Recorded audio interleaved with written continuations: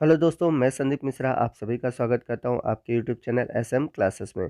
जैसा कि दोस्तों मैं आप सभी को क्लास 12th केमिस्ट्री के अंतर्गत यूनिट 7 ऑक्सीजन परिवार के तत्व पढ़ा रहा हूं और हमारा जो टॉपिक चल रहा है वो चल रहा है डाई ऑक्सीजन। तो जैसा कि मैंने पिछले वीडियो में आपको बता रखा है कि डाई ऑक्सीजन को हम O2 से प्रदर्शित करते हैं और इसे हम ऑक्सीजन के नाम से भी जानते हैं। तो आज के इस वीडियो में हम डाई ऑक्सीजन यानी कि ऑक्सीजन के भौतिक गुणों एवं रासायनिक गुणों की बात करेंगे। तो आइए आज के वीडियो की शुरुआत करते हैं। तो सबसे पहले हम बात करते हैं डाई ऑक्सीजन के भौतिक गुणों के बारे में। तो यदि हम बात करें डाई ऑक्सीजन के भौतिक गुणों की, तो डाई ऑक्सीजन रंगहीन, गंधहीन, स्वादहीन गैस है। तो आइए इसे समझने का प्रयास करते हैं। जैसा कि हम सभी जानते हैं कि जो डाई ऑक्सीजन है यानी कि जो ऑक्सीजन है, इसकी मात्रा हमारे वायुमंडल में अच्छी खासी मौजूद है। यह हमारे वायुमंडल में 21% पाया जाता है। तो आपने अनुभव किया होगा कि डाई ऑक्सीजन की 21% मात्रा पाए जाने के कारण भी ये हमें दिखाई नहीं देती। इसका मतलब ये कैसी है? रंगहीन है। इसके अलावा आपने देखा होगा कि वायु की कोई गंध नहीं होती, अर्थात जो डाई ऑक्सीजन है वो गंधहीन होता है और साथ ही साथ जो डाई ऑक्सीजन है वो स्वादहीन गैस है। तो यदि बात करें इसके ठोस अवस्था की, तो ठोस अवस्था में यह हल्का नीला होता है, जबकि गैसीय अवस्था में यह रंगहीन होता है। आइए चलते हैं अगले पॉइंट की ओर। अगला पॉइंट ये कहता है कि यह जल में अल्प विलेय है। तो जैसा कि हम सभी जानते हैं कि ध्रुवीय पदार्थ हमेशा ध्रुवीय विलायकों में ही घुलनशील होते हैं और जल एक ध्रुवीय पदार्थ है, जबकि अगर हम बात करें ऑक्सीजन की, तो ऑक्सीजन एक अध्रुवीय पदार्थ है। इस कारण यह जल में अल्प विलेय है। तो ऑक्सीजन के अध्रुवीय होने के कारण यह जल में अल्प विलेय होता है। बात करें हम कमरे के ताप यानी कि 25 डिग्री सेंटीग्रेड पर प्रति 100 ml जल में 3 ml ऑक्सीजन विलेय होता है, जो जलीय जीवों की श्वसन प्रक्रिया के लिए पर्याप्त होता है। तो यदि हम कमरे के ताप यानी 25 डिग्री सेंटीग्रेड पर अगर 100 ml जल में ऑक्सीजन घोलना चाहें, तो 100 ml जल में केवल 3 ml ऑक्सीजन ही विलेय होगा और इतनी मात्रा जलीय जीवों के श्वसन प्रक्रिया के लिए पर्याप्त होती है। तो जैसा कि आप सभी जानते हैं कि जल में रहने वाले जो जलीय जीव हैं, जैसे कि मछलियों की बात करें, तो ये जो मछलियाँ होती हैं, यह पानी में उपस्थित जो ऑक्सीजन है, यानी कि जल में जो विलेय ऑक्सीजन है, उन्हीं का प्रयोग श्वसन प्रक्रिया में करती हैं। बात करते हैं अगले पॉइंट की। यह 90 केल्विन पर द्रवित तथा 55 केल्विन पर ठोस रूप में परिवर्तित हो जाती है।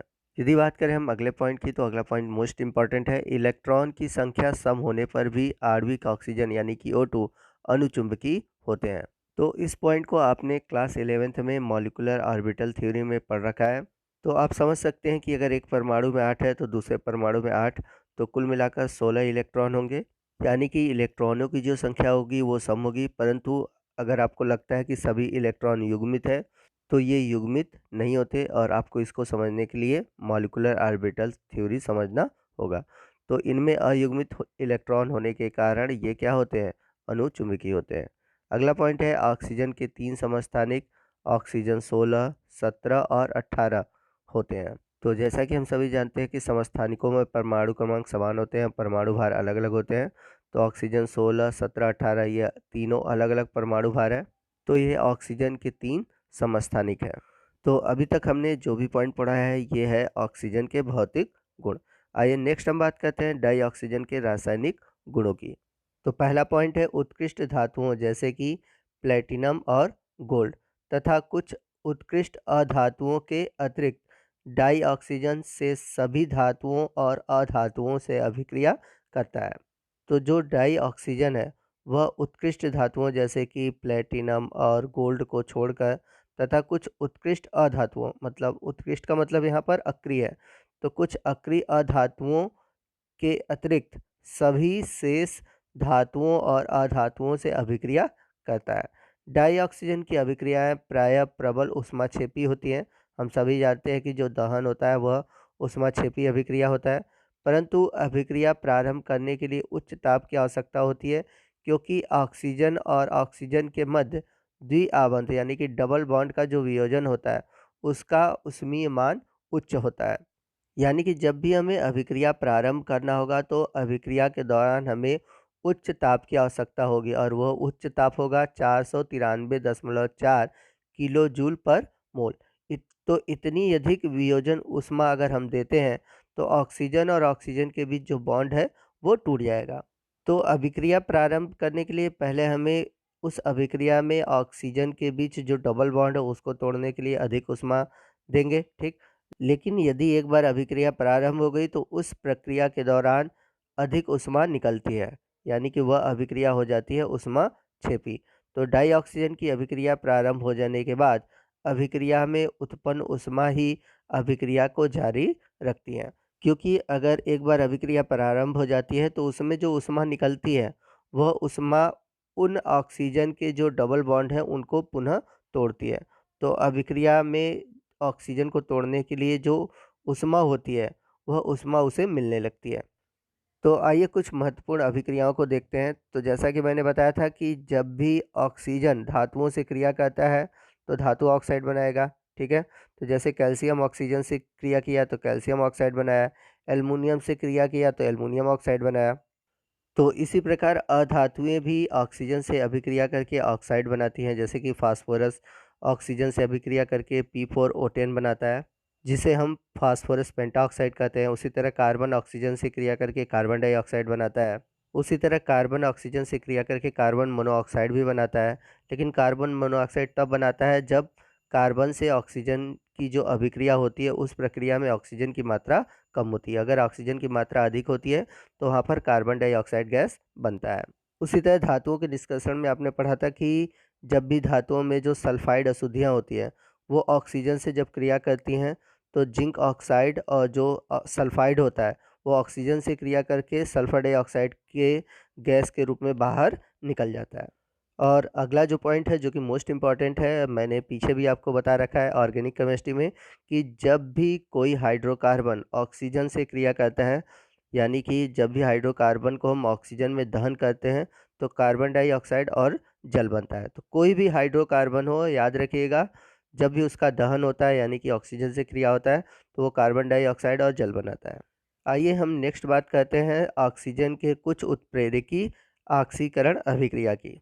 यदि हम एग्जाम्पल के रूप में लें, यदि हम सल्फर डाइऑक्साइड की अभिक्रिया ऑक्सीजन से कराएं वेनेडियम पेंटाऑक्साइड उत्प्रेरक की उपस्थिति में तो सल्फर ट्राईऑक्साइड बनता है। तो यह जो अभिक्रिया है बड़ा ही इंपॉर्टेंट है, जिसका यूज़ हम सल्फ्यूरिक अम्ल के निर्माण में यानी कि संपर्क विधि में करते हैं। तो यहाँ पर एक इम्पॉर्टेंट क्वेश्चन बनता है कि जब भी सल्फ्यूरिक अम्ल का निर्माण होता है और सल्फर ट्राईऑक्साइड बनाना होता है तो वहाँ पर किस उत्प्रेरक का उपयोग करते हैं? तो वहाँ पर यूज़ करते हैं वेनेडियम पेंटा ऑक्साइड का। इसके अलावा प्लेटिनम भी यूज़ होता है, लेकिन जनरली जो क्वेश्चन बनता है वो बनता है वेनेडियम पेंटा ऑक्साइड पे। आइए एक और उदाहरण को देखते हैं। जब हम हाइड्रोक्लोरिक अम्ल की अभिक्रिया कराते हैं ऑक्सीजन के साथ क्यूप्रिक क्लोराइड की उपस्थिति में तो वहाँ पर क्लोरीन गैस बनती है। तो ये क्लोरीन निर्माण की डीकेन विधि है, बहुत ही इंपॉर्टेंट विधि है डीकेन प्रक्रम। तो डीकेन निर्माण की क्लोरीन बनाने की विधि में भी हम ऑक्सीजन का उपयोग करते हैं। जब आगे मैं आपको वर्ग 17 के तत्व पढ़ाऊंगा यानी कि हैलोजन समूह पढ़ाऊंगा तो वहाँ पर इस विधि के बारे में हम जानेंगे। तो ये थे ऑक्सीजन यानी कि डाई ऑक्सीजन के रासायनिक गुण। आइए नेक्स्ट हम बात करते हैं डाई ऑक्सीजन के उपयोग के बारे में। तो जो पहला पॉइंट है, जीवों की श्वसन प्रक्रिया में डाई ऑक्सीजन का उपयोग किया जाता है। मरीजों, गोताखोर, पर्वतारोही द्वारा श्वसन के लिए ऑक्सीजन सिलेंडर का उपयोग किया जाता है। तो ऑक्सीजन सिलेंडर में ऑक्सीजन भरे होते हैं, तो जब गोताखोर समुद्र की गहराई में चले जाते हैं या फिर पर्वतारोही पहाड़ों के ऊपर चले जाते हैं तो वहाँ पर ऑक्सीजन की मात्रा कम हो जाती है। तो ऑक्सीजन की पर्याप्त मात्रा श्वसन के लिए चाहिए होती है, तो उसके लिए वो ऑक्सीजन सिलेंडर का उपयोग करते हैं। इसके अलावा जो मरीज हैं जिनको सांस लेने में प्रॉब्लम होती है उन्हें भी ऑक्सीजन की जो सप्लाई होती है वो ऑक्सीजन सिलेंडर से की जाती है। ऑक्सीजन का अगला जो महत्वपूर्ण कार्य है वो है दहन में, यानी कि ऑक्सीजन दहन में सहायक होते हैं। नेक्स्ट है ऑक्सीजन का उपयोग ऑक्सी एसिटिलीन वेल्डिंग में किया जाता है। अगला पॉइंट देखते हैं। तो अगला पॉइंट ये कहता है कि ऑक्सीजन का उपयोग अनेक धातुओं के उत्पादन में किया जाता है, जैसे कि स्टील का जो निर्माण होता है उसके निर्माण में डाई ऑक्सीजन का उपयोग होता है। अगला पॉइंट है द्रव ऑक्सीजन में हाइड्रोजन जैसे ईंधन का दहन रॉकेटों को ऊपर उठाने के लिए दबाव प्रदान करता है। तो द्रव ऑक्सीजन द्वारा जब हम हाइड्रोजन की अभिक्रिया कराते हैं तो यह रॉकेट को ऊपर उठाने में सहायता करता है। तो दोस्तों ये था हमारा आज का वीडियो, जिसमें कि हमने ऑक्सीजन के गुण, भौतिक गुण, रासायनिक गुण और इसके उपयोग के बारे में जाना। वीडियो अच्छा लगा हो तो वीडियो को लाइक और शेयर करना मत भूलिएगा। तो दोस्तों आज के वीडियो में बस इतना ही। मिलते हैं अगले वीडियो में अगले टॉपिक के साथ। तब तक के लिए जय हिंद, जय भारत।